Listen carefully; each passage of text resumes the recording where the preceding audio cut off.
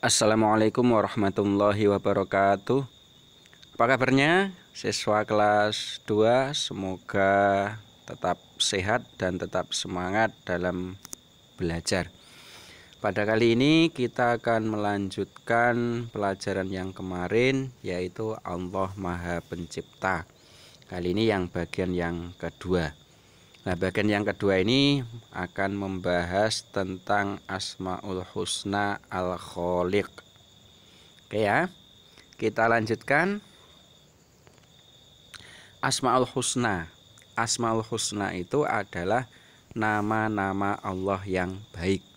Jadi Allah itu mempunyai nama-nama yang baik yang disebut Asmaul Husna. Kalian tahu berapa jumlah Asmaul Husna? Ya, siapa yang tahu? Asmaul Husna itu jumlahnya adalah 99. Jadi nama-nama Allah yang baik itu semuanya ada 99. Kita akan mempelajari itu nanti salah satunya. Nah, Asmaul Husna itu dalilnya adalah terdapat dalam Al-Quran surat Al-A'raf ayat 180. Bunyinya adalah walillahil asmaul husna fad'uhu biha, yang artinya dan Allah memiliki asmaul husna atau nama-nama yang baik, maka bermohonlah kepadanya. Jadi Asmaul Husna ini selain kita hafalkan juga kita pakai ketika kita berdoa kepada Allah. Jadi sebelum kita memohon apa-apa yang kita mohon kepada Allah, maka kita menyebutkan dulu salah satu dari Asmaul Husna tersebut. Kemudian tentang Asmaul Husna yang akan kita pelajari yaitu Al-Khaliq. Tulisan Arabnya seperti ini ya, Al-Khaliq. Apa arti dari Al-Khaliq? Arti dari Al-Khaliq itu adalah Allah Maha Pencipta. Jadi Al-Khaliq itu artinya Allah Maha Pencipta. Nah, di sini Al-Khaliq itu artinya pencipta. Kalau makhluk itu artinya yang diciptakan. Ini dua istilah ya. Ada Al-Khaliq pencipta. Siapa pencipta itu? Pencipta itu adalah Allah. Kemudian siapakah makhluk itu? Makhluk itu ya yang diciptakan oleh Allah. Siapa yang diciptakan oleh Allah? Yang diciptakan oleh Allah itu adalah seluruh alam beserta isinya. Dengan kata lain, selain Allah. Jadi selain Allah itu disebut makhluk. Kalau Al-Khaliq itu hanya Allah saja. Oke ya, sudah paham tentang perbedaan antara Al-Khaliq sama makhluk? Oke, saya harap kalian sudah paham. Kemudian kita lanjutkan tentang contoh-contoh ciptaan Allah. Jadi tadi ada Al-Khaliq itu adalah Allah, ada makhluk itu adalah ciptaan Allah. Sekarang kita akan mencoba belajar tentang contoh-contoh ciptaan Allah. Ada yang tahu contoh dari ciptaan Allah itu apa saja? Banyak sekali ya. Kita contohkan saja. Yang pertama ini gambar apa? Ini adalah gambar gunung. Kemudian kalau yang ini adalah gambar laut. Kemudian gambar yang bawahnya ini gambar langit ketika waktu malam. Ada bulannya di sini. Dan yang ini adalah gambar pepohonan atau lingkungan sekitar. Jadi contoh 4 gambar ini itu disebut ciptaan Allah. Apakah hanya 4 ini? Oh, tentu tidak. Ciptaan Allah itu semua selain Allah itu disebut ciptaan Allah. Kita lanjutkan tentang ciptaan-ciptaan Allah lagi, atau yang disebut dengan makhluk. Makhluk itu bermacam-macam. Yang pertama, ada makhluk yang kelihatan. Artinya kelihatan itu makhluk yang itu kita bisa melihat dengan mata kepala kita. Ada juga makhluk yang tidak kelihatan. Kalau makhluk yang tidak kelihatan itu adalah makhluk yang tidak bisa kita lihat dengan mata kepala kita. Nah, contohnya apa ini? Makhluk yang kelihatan sama makhluk yang tidak kelihatan ini ada contohnya masing-masing. Untuk makhluk yang kelihatan itu dibagi menjadi 2. Ada makhluk hidup, ada makhluk mati.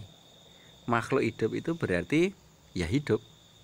Contohnya adalah manusia. Manusia itu seperti kita ini, itu termasuk makhluk hidup jenis manusia.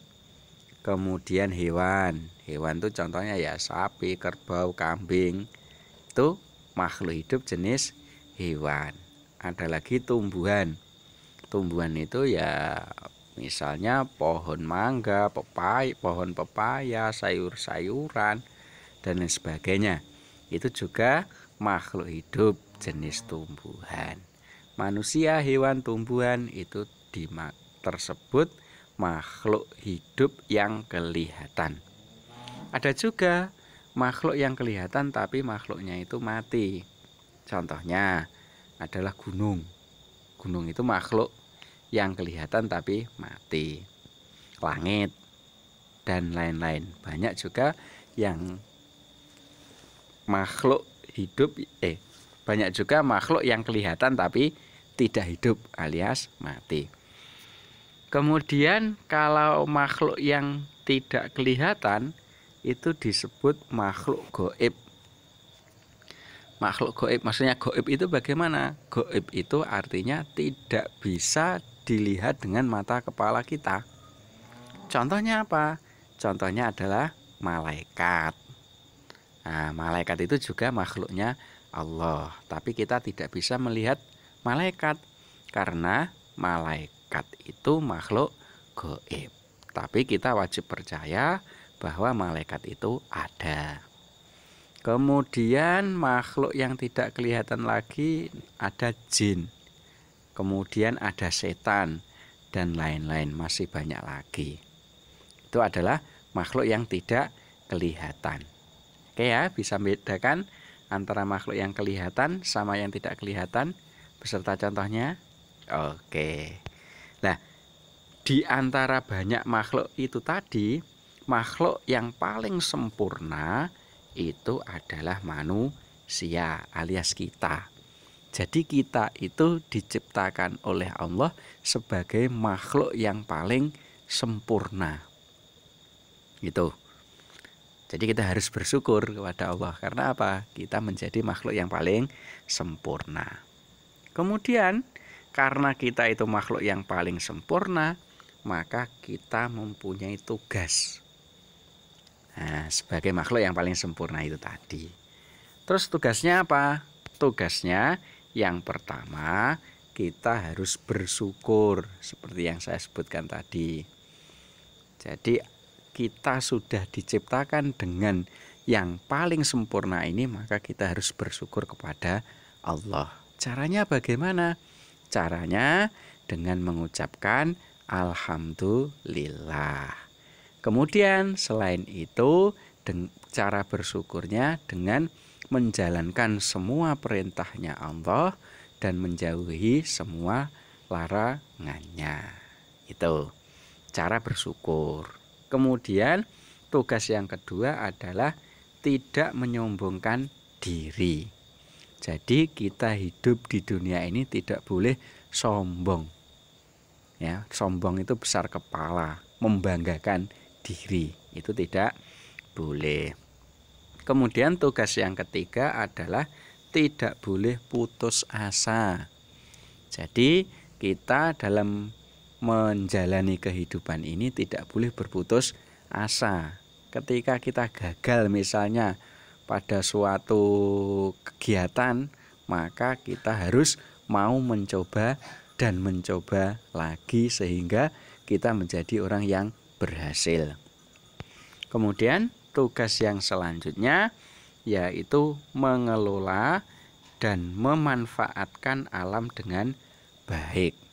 Nah, alam di sekitar kita itu diciptakan oleh Allah untuk kita kelola dan kita manfaatkan.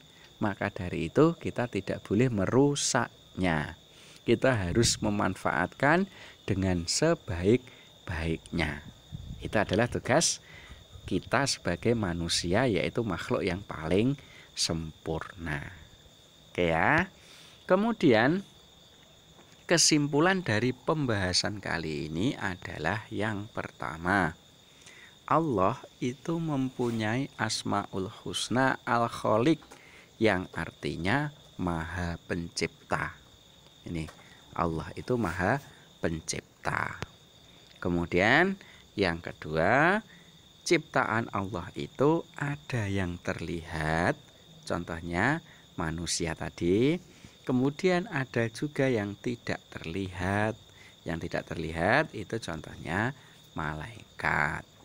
Kemudian kesimpulan yang ketiga, tugas dari manusia itu bersyukur. Kemudian tidak sombong, tidak putus asa, dan mengelola alam ini dengan baik. Kira-kira untuk tugas yang ketiga ini kita bisa melakukan? Kalian bisa? Saya yakin kalian pasti bisa. Oke ya, sekian penjelasan kali ini. Semoga bermanfaat. Saya akhiri. Assalamualaikum warahmatullahi wabarakatuh.